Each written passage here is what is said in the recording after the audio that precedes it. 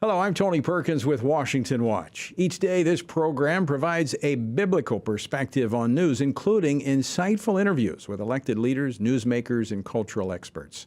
I want to thank you for joining us today. We have a great program coming up, but first, here are some headlines from our friends with FISM News. For FISM News, I'm Samuel Case with your Washington Watch News update for today, Tuesday, April 16th. We'll start in San Francisco, where anti-Israel protests disrupted traffic on the Golden Gate Bridge yesterday.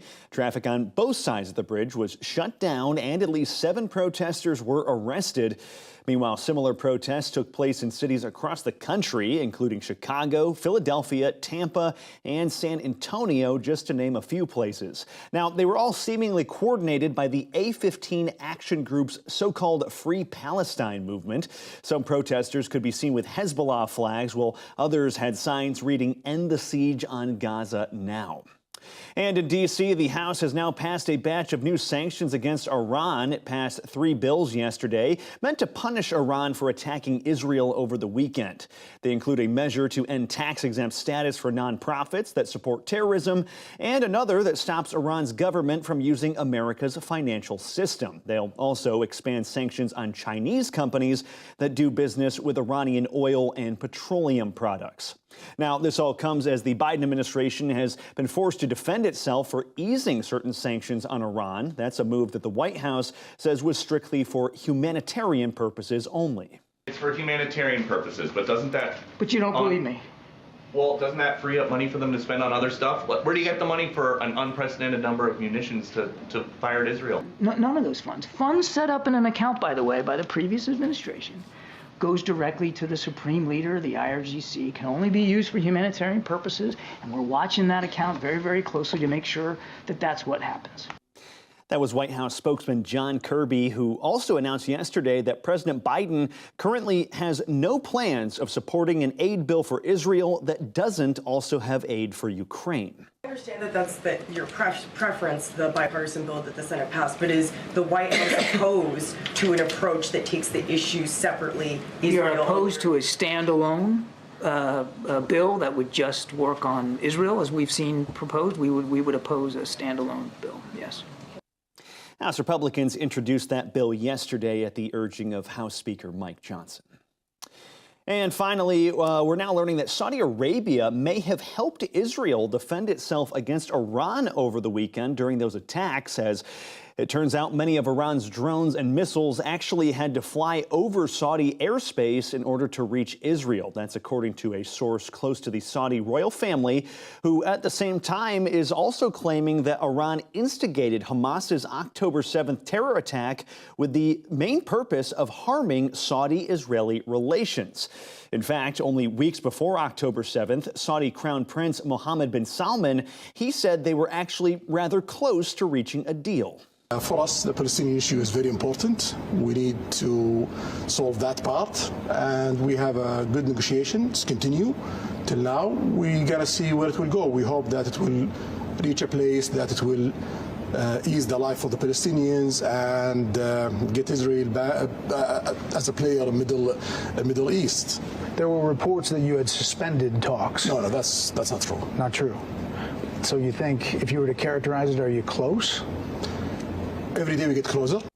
Now, despite helping against Iran over the weekend, the war in Gaza has created tensions between Saudi Arabia and Israel. Their foreign minister called for a ceasefire in the region earlier today. He specifically called the situation in Gaza, quote, unacceptable.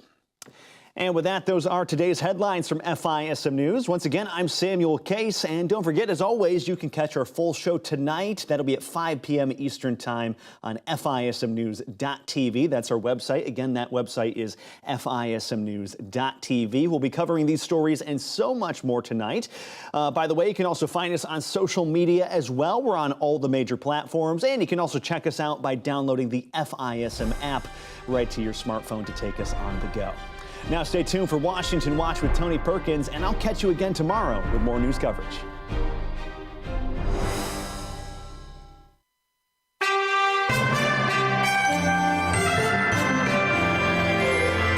From the heart of our nation's capital, here's Family Research Council President Tony Perkins. Good afternoon and welcome to Washington Watch, where we bring you insights, analysis, and interviews on some of the most important issues facing you and your family, and it all comes from a biblical worldview. So for the next hour, we're going to navigate the conflicts and the complexities of our nation's capital with clarity, integrity, and a relentless pursuit of truth. Washington Watch starts now. Wherefore, Alejandro N. Mayorkas, by such conduct, has demonstrated that he will remain a threat to national and border security, the safety of the American people, and the Constitution if allowed to remain in office, and has acted in a manner grossly incompatible with his duties and the rule of law. Alejandro N. Mayorkas thus warrants impeachment and trial, removal from office, and disqualification to hold and enjoy any office of honor, trust, and profit under the United States. That was the chairman of the House Homeland Security Committee, Mark Green, delivering the impeachment articles of Secretary Mayorkas to the Senate this afternoon. So what's next in this historic impeachment? We're going to talk about it on today's edition of Washington Watch. And all eyes are now on Israel. When and how will they respond to the unprecedented attack by Iran? I won't be sharing our decisions about the next move, but needless to say, this country will be defended. It's the primary role of every government to defend its citizens, no less for the people of Israel. That was Israeli government spokesman David Mintzer earlier today. A government's primary responsibility is to defend itself and its people. That's something our government seems a bit confused about. We're going to talk with South Carolina Senator Lindsey Graham in just a moment. I'll also be joined in studio by a member of the Israeli Knesset. Ohad Tal will join us to discuss how Israelis view the present threat to their country. And from Senate Scared Leader Chuck Schumer. Right now, the world is in desperate need of American leadership.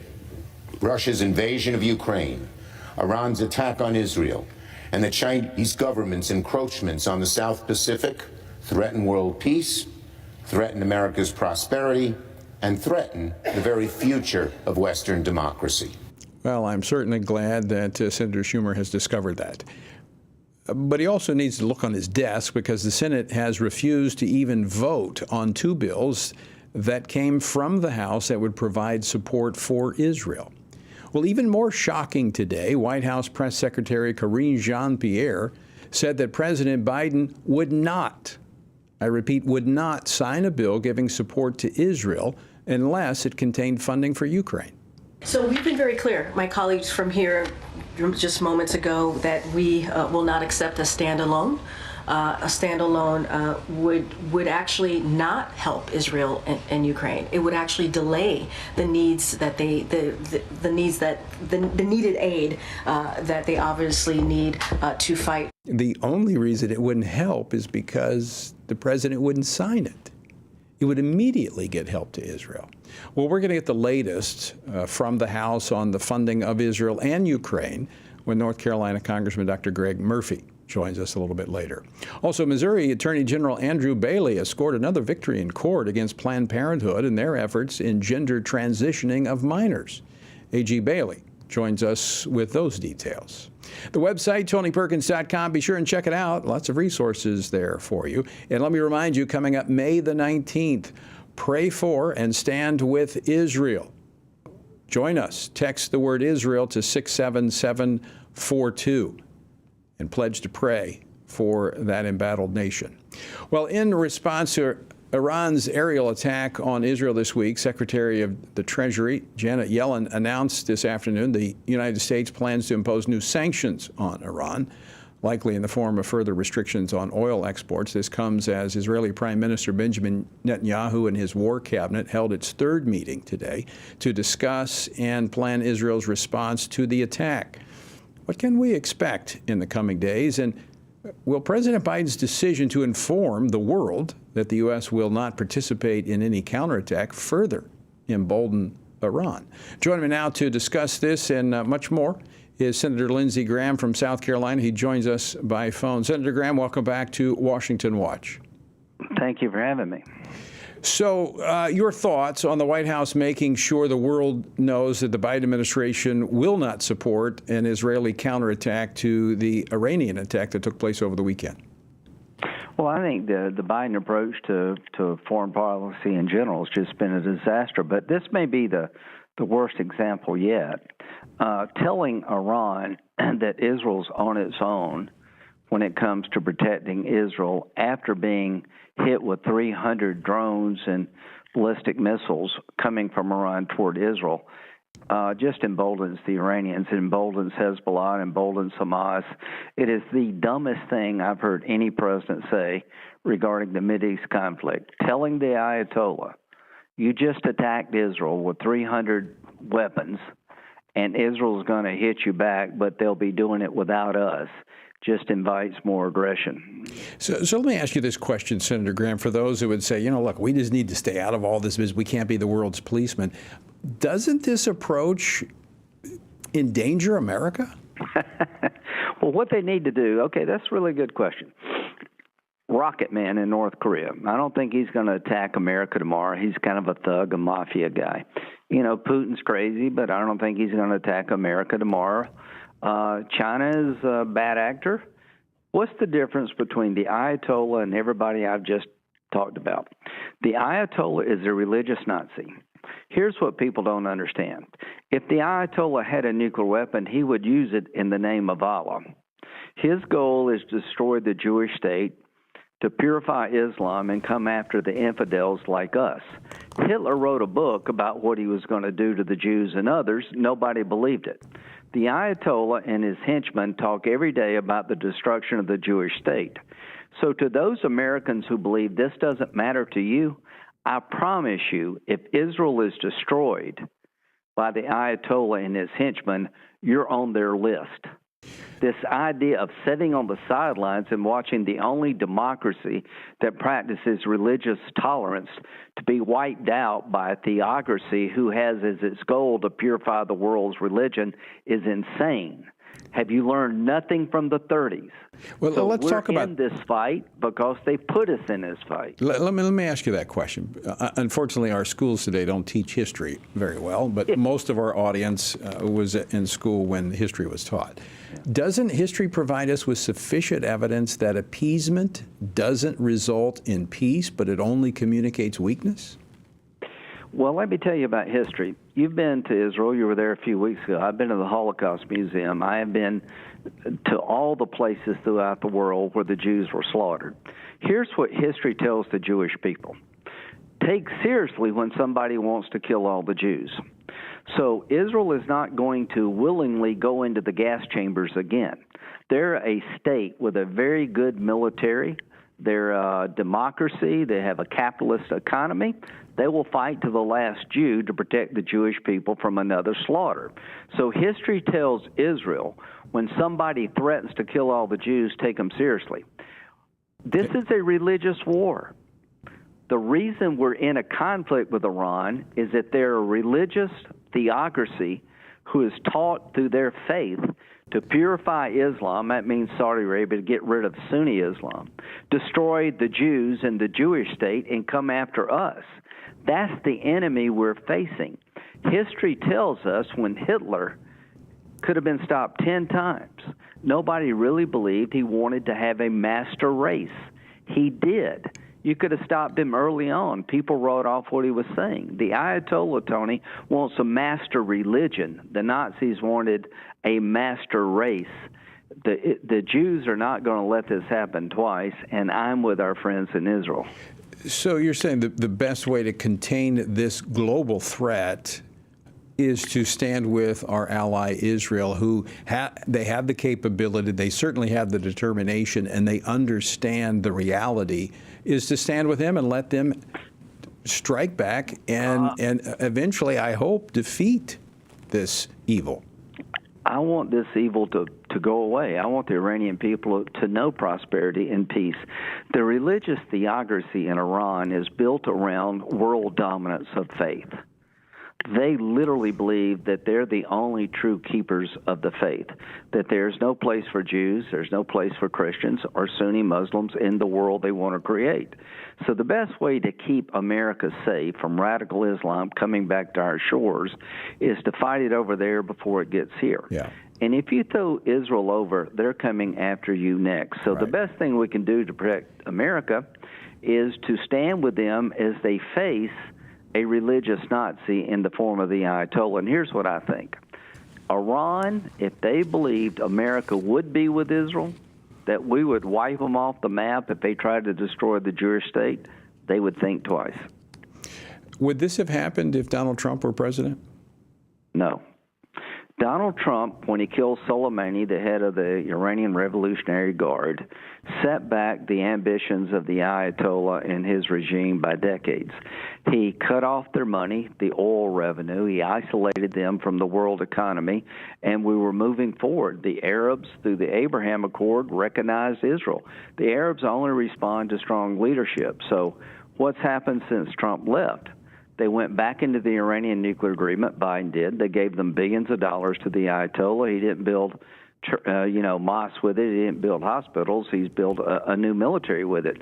So Biden has undercut everything Trump did. But no, the answer to your question is the Ayatollah and Hamas and Hezbollah would not have attacked Israel if Donald Trump were president because they know what he was capable of doing.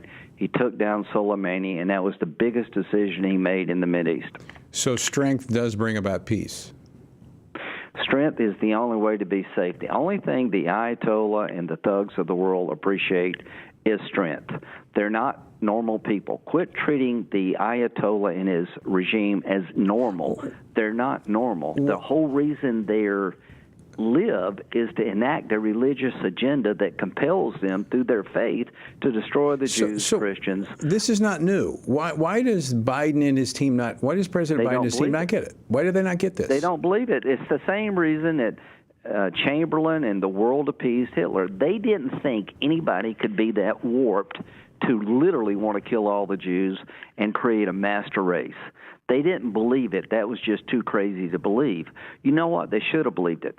But this is a religious Nazi, and he has marching orders from Allah to do the things I'm talking about. The missing imam, the 10th imam, went missing 1,000 years ago. This guy's going to pop up out of the well to help Iran under their end times faith, but he has to have enough chaos in the world for him to come out of the well. They're trying to get that guy out of the well. Right. These people believe in a religious doctrine that requires them to destroy the Jewish people, just like Hitler believed that Jews were an inferior race. And we're not going to let this happen again. Me and you're not, and Israel's not. Biden is in denial. Right. He's delusional about the enemies Israel faces. Senator, just 15 seconds, but you've been around a while. When you look at the volatility of the world on a scale to 1 to 10, where are we right now? On 11, because the biggest fear I have is radical Islam having a weapon of mass destruction. They will use it, and Iran is close to it because we've allowed them to get stronger left. And this is probably the best opportunity to stop that. You better stop them now before you regret it later. All right, Senator Lindsey Graham, always great to talk with you. I do appreciate your insights and understanding when it comes to foreign policy. And your stand for life. We didn't get a chance to talk about that, but we will. All right, folks, don't go away. After the break, a member of the Israeli Knesset joins me in studio to see how they view the threat to Israel at the present time. Also, text the word Israel to 67742 and stand with and pray for the nation Israel. Don't go away.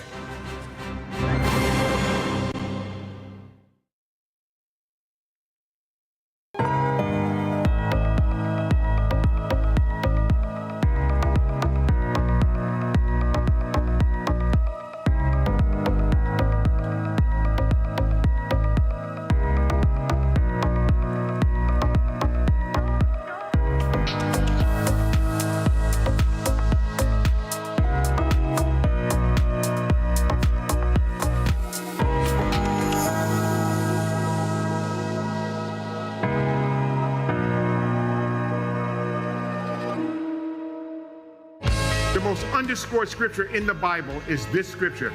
John 15:5, Jesus speaking, for without me, you can do nothing. This is not about sucking it up. It's not about pulling up your bootstraps. It's about turning from this to something, someone, and his name is Jesus, who enables us and empowers us to be the men of God that he's called us to be. Brothers, listen to me.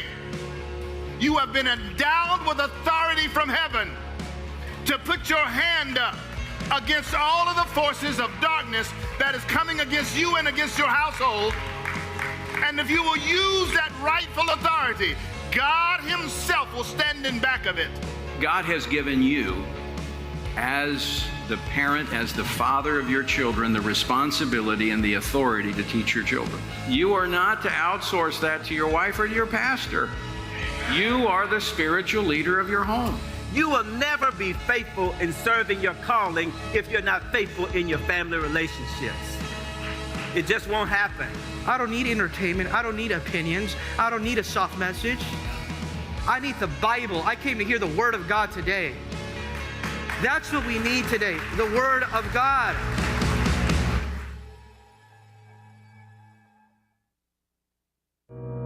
America was a bright light until the culture gave into darkness. But we won't. We're in a battle for the soul of our nation, between right and wrong, between truth and lies. At a time when the mainstream media is blocking Americans from truth, millions are searching for a source of trustworthy news that shines a light in the darkness. At this time of great need, FRC is lighting the way forward. For 40 years, Family Research Council and its partners have stood together to advance and defend biblical truth in government and culture. Between our flagship broadcast program, Washington Watch with Tony Perkins, to our news outlet, The Washington Stand, FRC is providing believers across the country with news they can trust from a biblical worldview. When you stand with FRC, you help light the way forward for America and the next generation. Go to frc.org/give.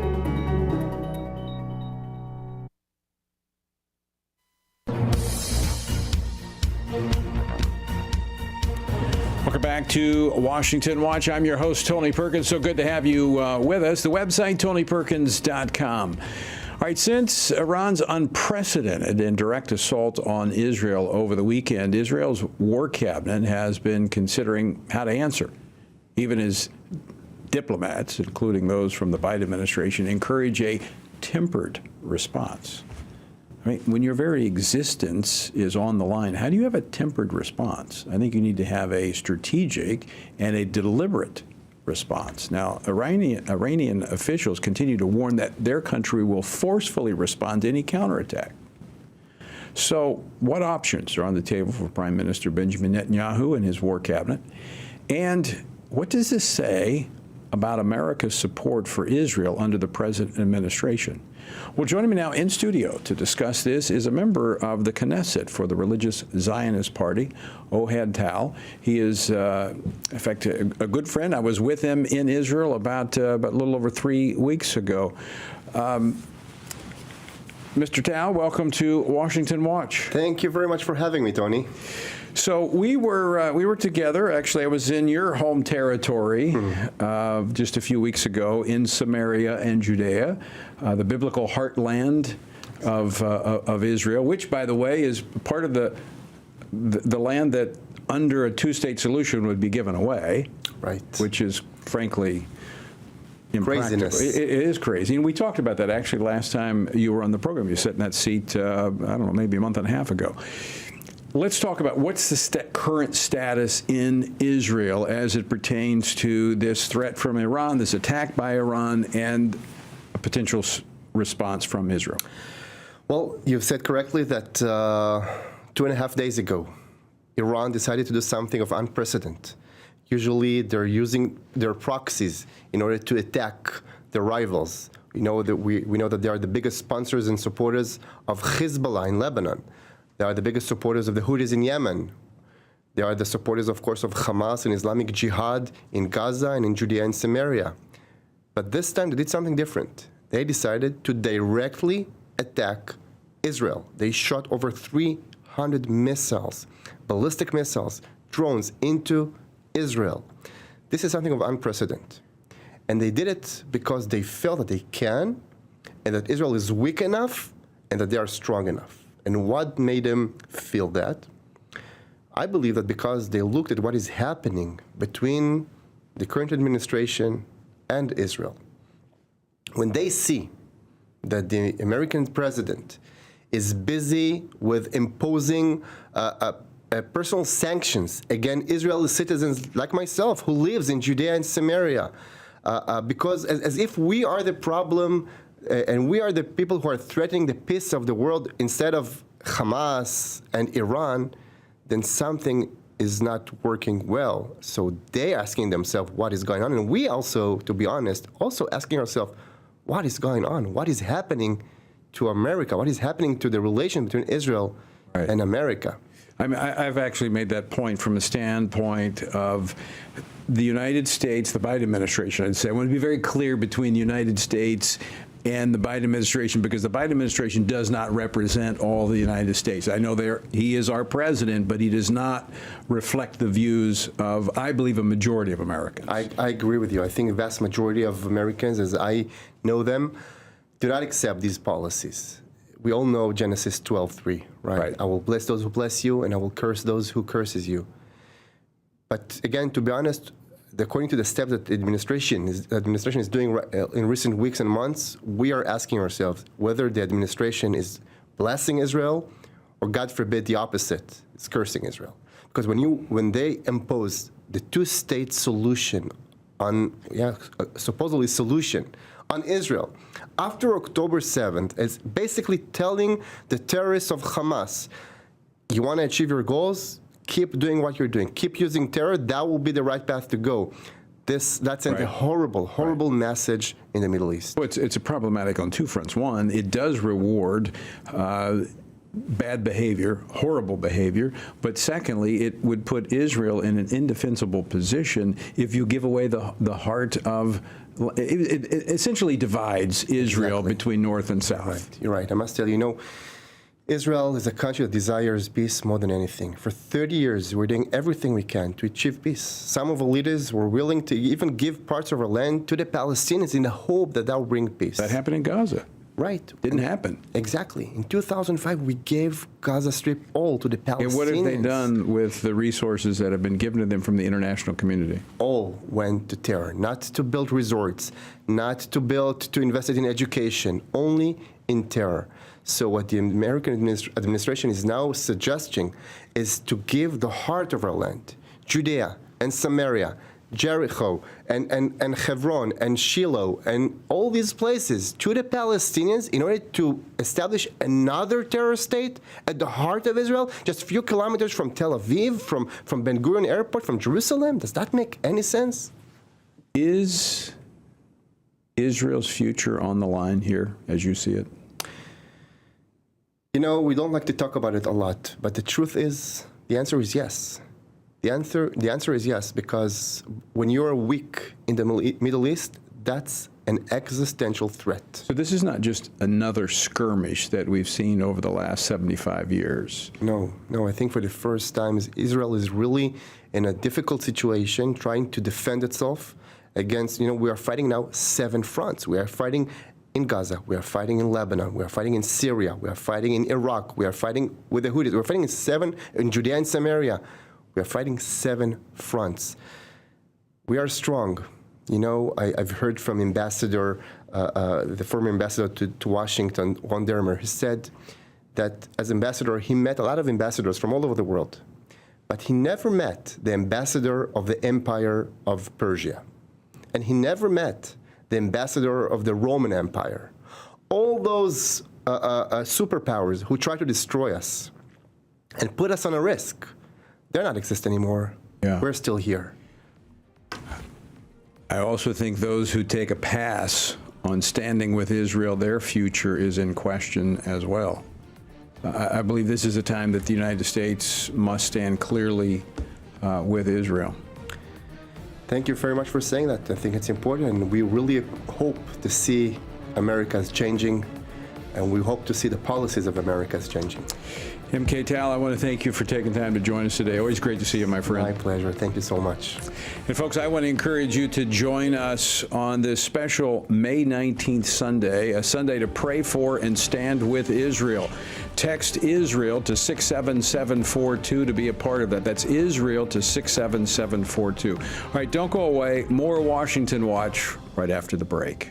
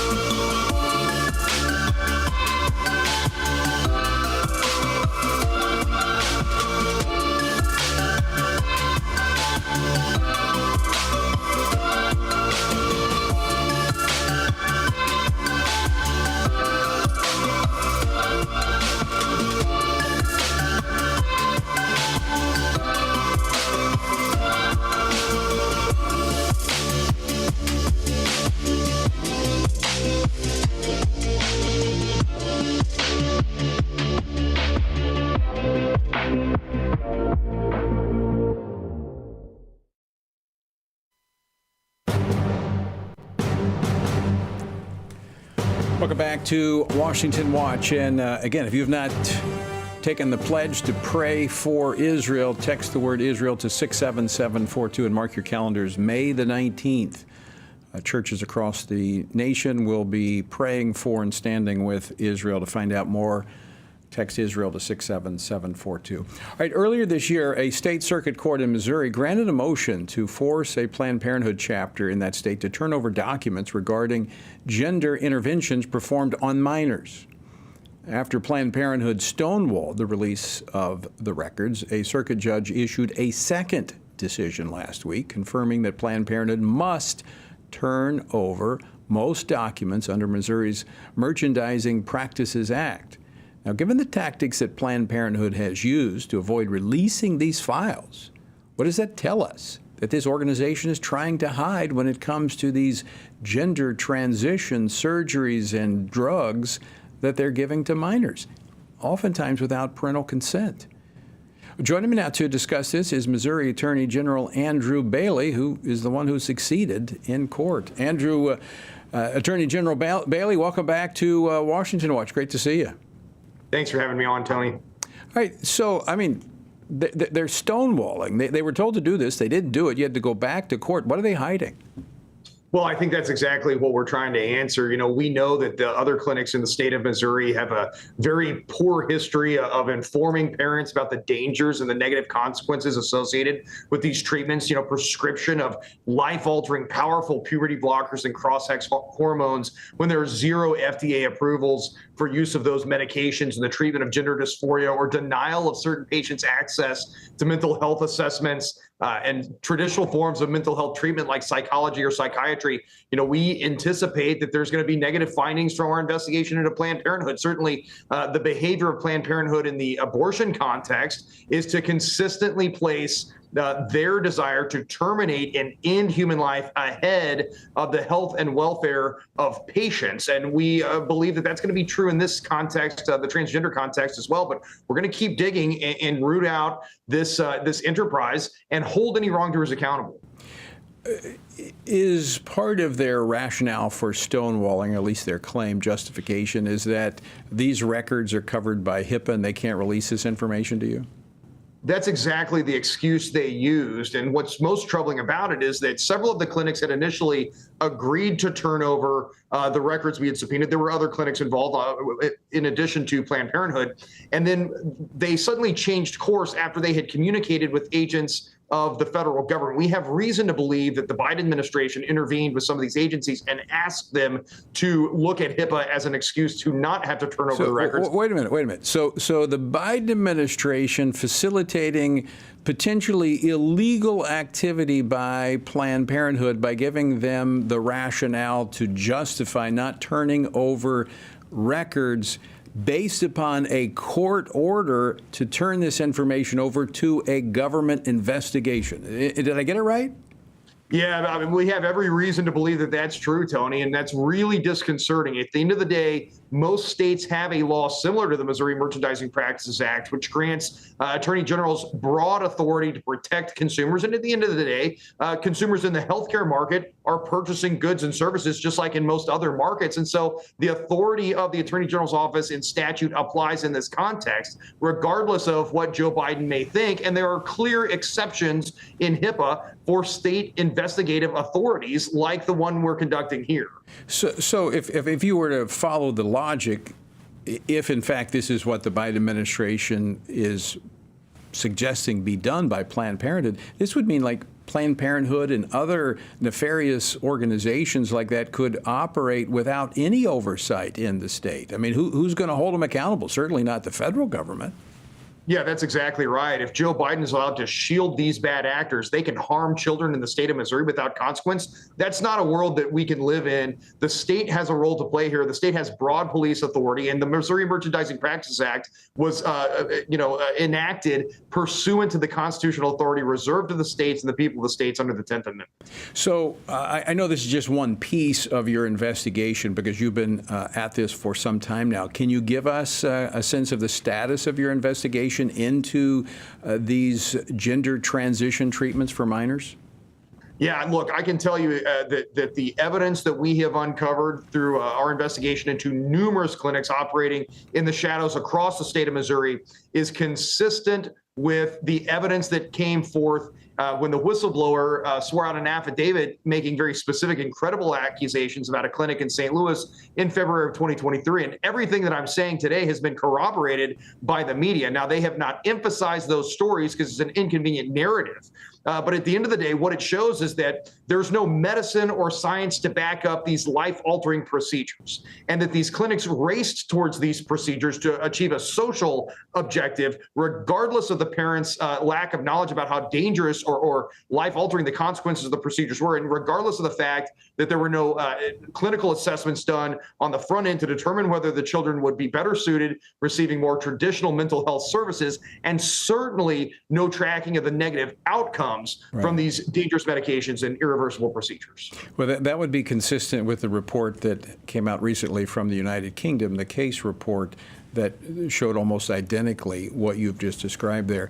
Attorney General Andrew Bailey, always great to see you. Thank you so much for fighting the good fight on behalf of families there in Missouri, and congratulations on your victory there in court. Thanks, Tony. Appreciate you having me on. All right. Attorney General Andrew Bailey of Missouri. A reason to be encouraged when we vote and we participate in the process. Pray, vote, stand. We don't get good people in office unless we vote, unless we're engaged. All right, stay tuned for more Washington Watch. After the break, we examine the military aid bills that will be moving forward in the House this week. The one supplemental bill has been broken into 4 bills. We're going to talk about that and more talk about replacing the Speaker. Some Republicans are not using their brains.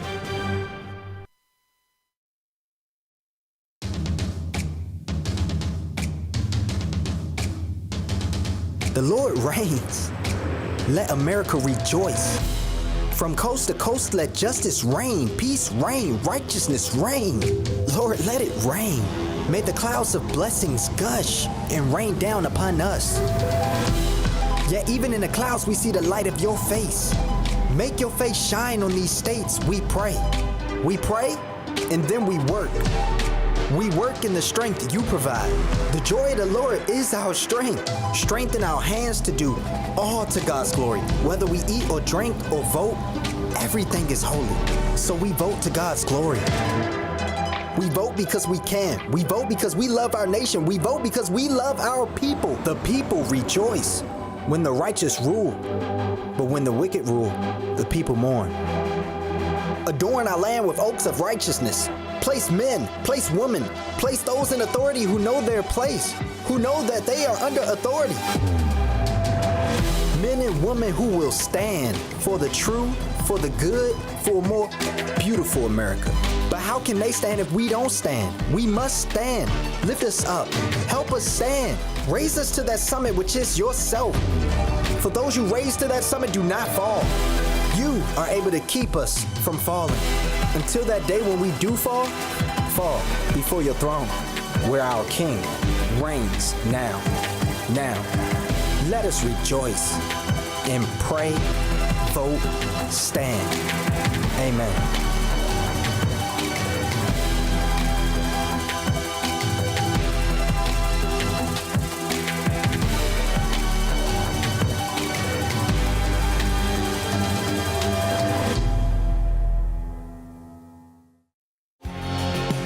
Jesus said in John 15, "These things I've spoken to you, that my joy may remain in you, and that your joy may be full." In 2024, in these divided and uncertain times, how can this be possible? By abiding in Him through His Word. At Family Research Council, we want to help you do that, which is the reason for the Stand on the Word Bible reading plan. In just 10 to 15 minutes each day, you will have read the entire Bible in just 2 years. But more importantly, you will be abiding in Him daily. Find our Bible reading plan at frc.org/Bible. And join Tony Perkins each weekday for a 10-minute devotional inspired by the daily reading and designed to encourage you on this journey through the Bible. Listen on Apple Podcasts, Spotify, and YouTube. And remember, the grass withers and the flower fades, but the word of our God will stand forever.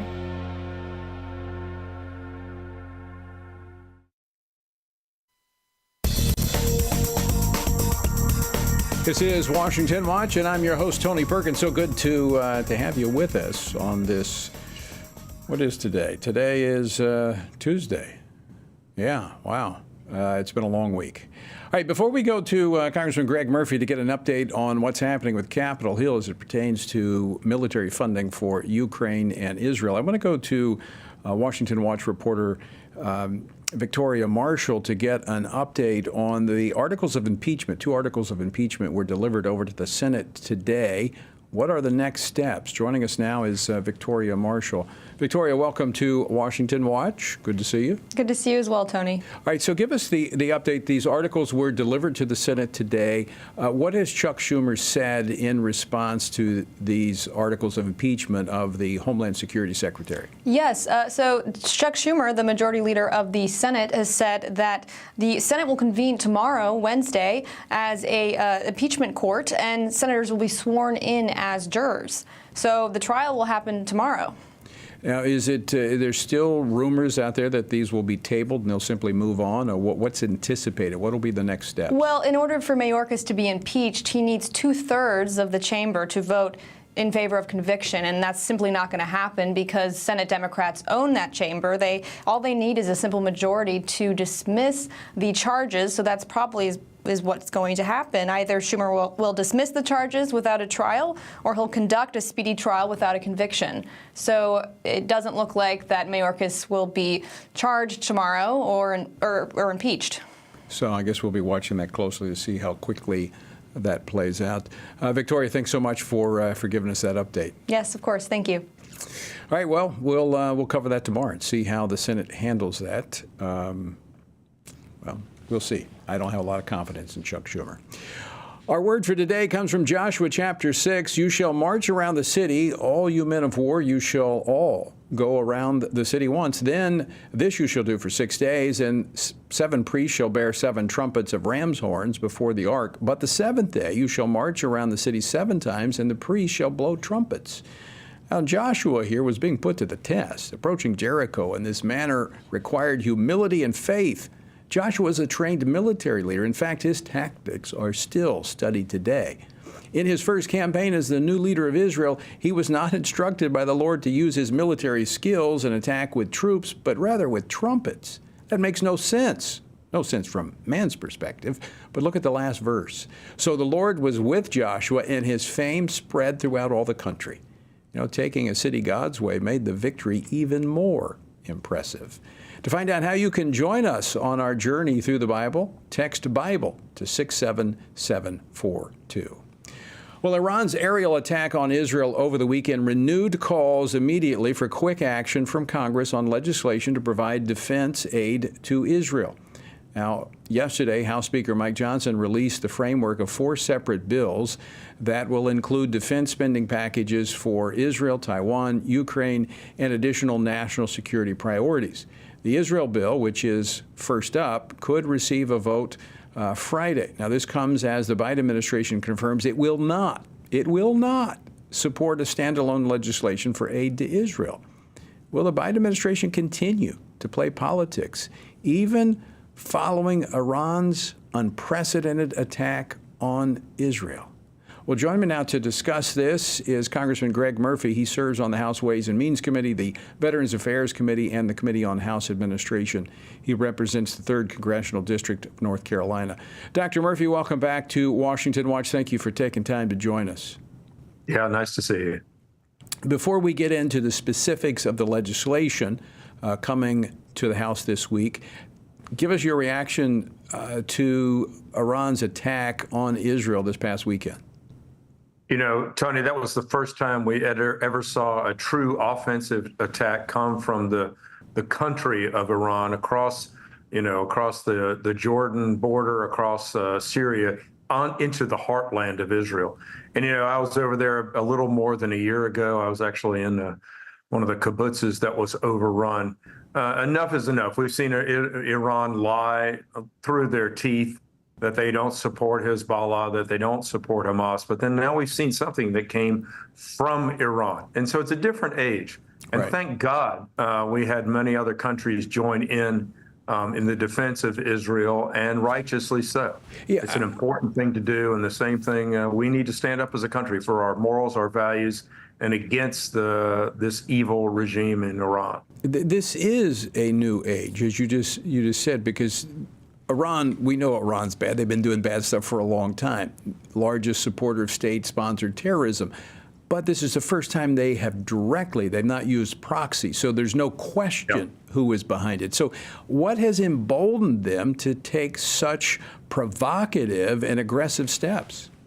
Well, Tony, I think you have to step back and see what emboldened, what do evil people need for them to act? And that's the sense of weakness.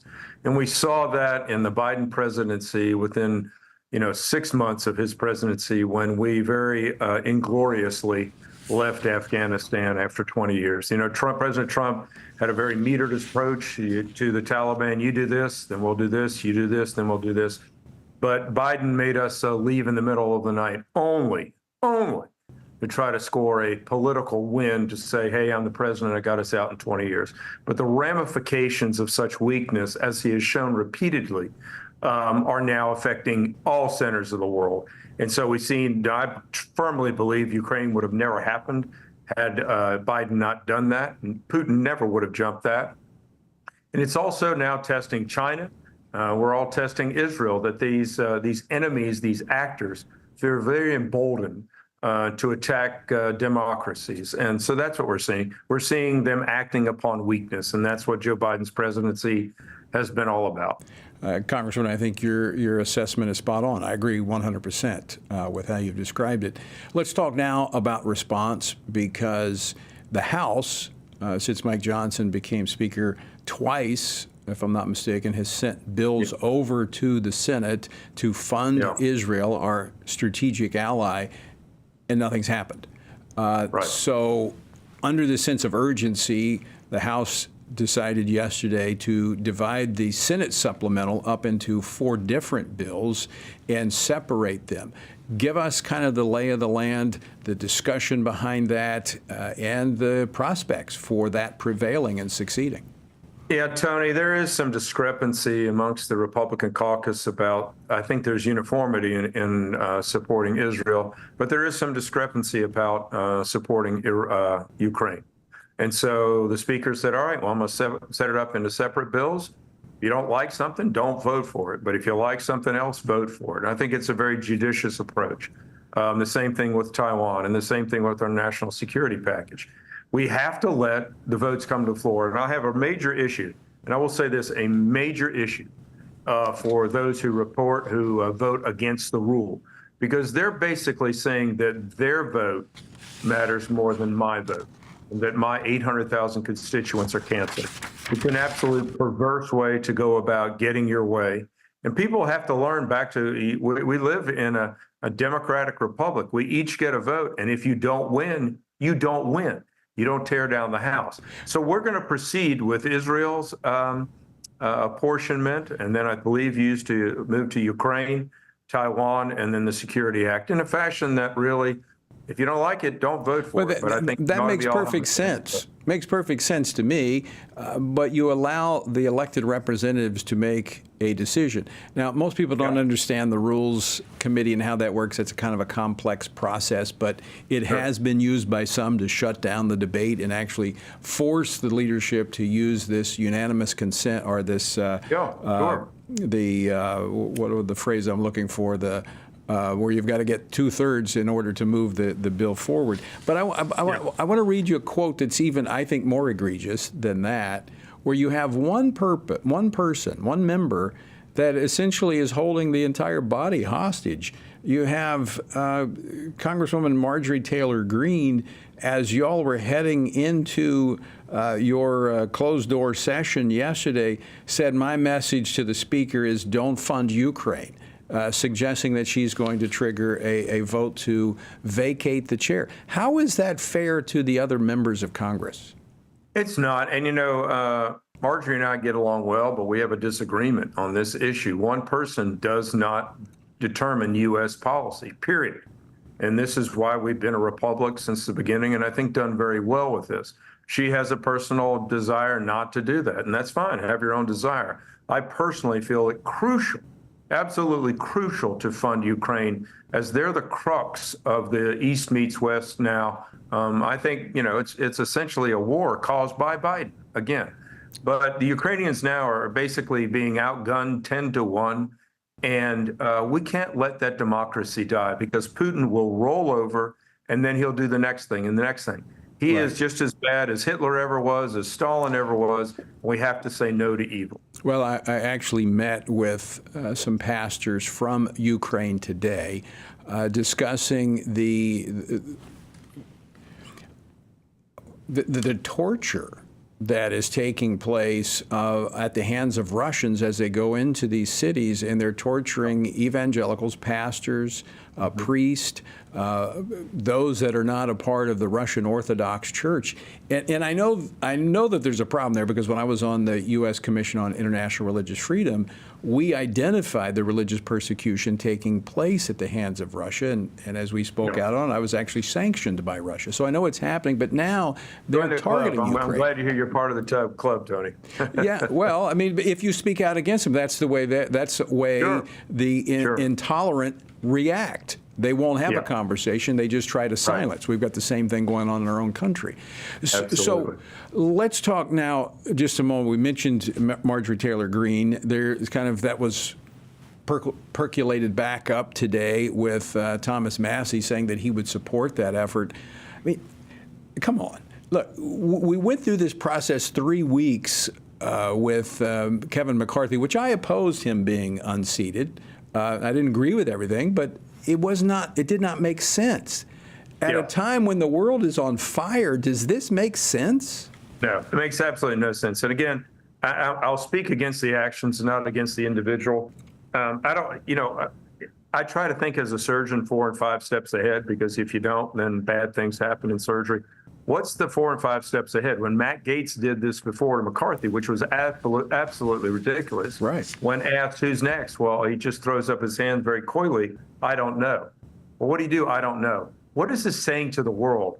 If you pull so far hard right, Tony, guess where you end up? you end up in the furthest left there is. And so I think this is an absolute destruction to the Republican Party, and it's from within. And so, look, if we're going to have a hope of maintaining all the things that we've done, exposing the absolute criminality of the Biden administration, we have to have another term, because they've stonewalled us everywhere. It also affects President Trump's chances of coming back into the White House. We just have to have folks that need to stop thinking with emotion like Democrats do, and move forward and try to do something constructive. I get it. There's strong feelings. But then again, you've got to remember, you took an oath to the Constitution. Your vote does not matter any more than anybody else's. Right. I'm sure there's some things that have gone through the House that you don't agree with either, but you're there, you have a voice and you have a vote. I think you're absolutely right. You got to think a few steps down the road. What is the plan? Where do we go from here?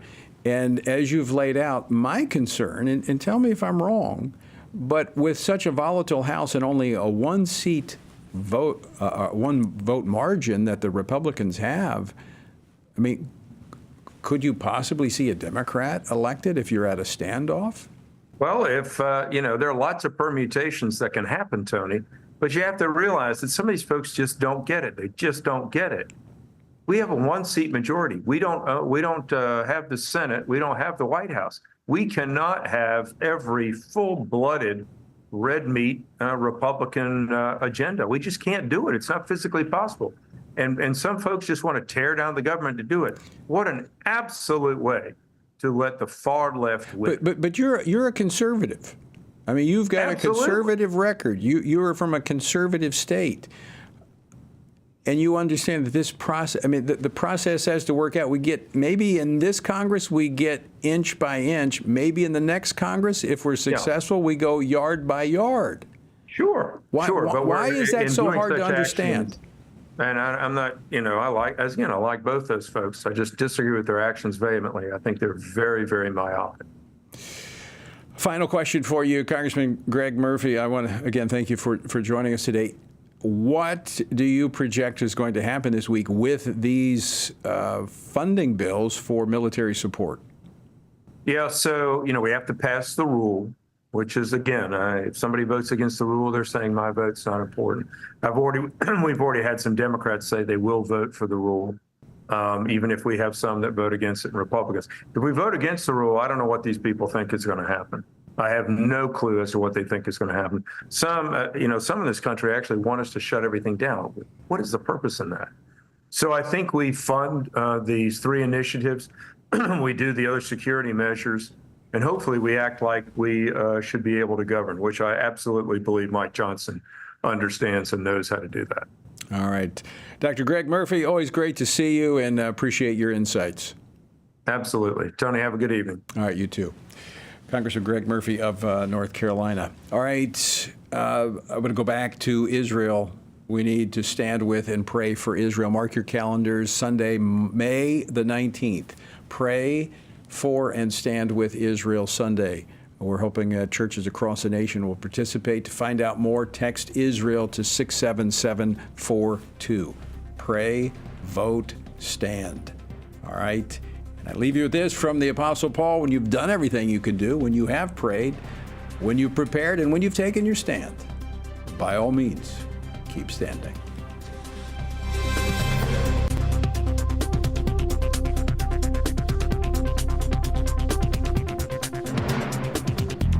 Washington Watch with Tony Perkins is brought to you by Family Research Council and is entirely listener-supported. Portions of the show discussing candidates are brought to you by Family Research Council Action. For more information on anything you've heard today, or to find out how you can partner with us in our ongoing efforts to promote faith, family, and freedom, visit TonyPerkins.com. Also, to leave a comment about Washington Watch, call our watch line at 1-866-372-7234. That's 1-866-372-7234.